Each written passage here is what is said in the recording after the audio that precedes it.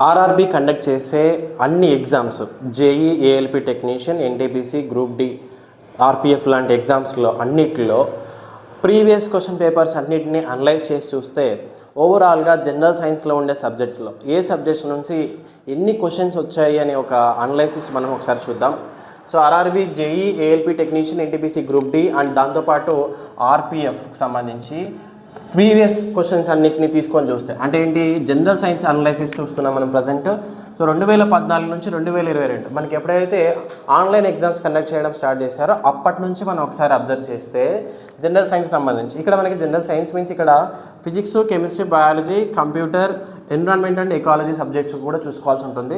So ఎక్కువగా questions ఏ subject నుంచి వచ్చాయంటే మనకి ఫిజిక్స్ నుంచి రావడం జరిగింది. సో ఫిజిక్స్ నుంచి 2299 క్వశ్చన్స్, అంటే ఓవరాల్గా ఎక్కువ క్వశ్చన్స్ ఫిజిక్స్ నుంచి రావడం జరిగింది.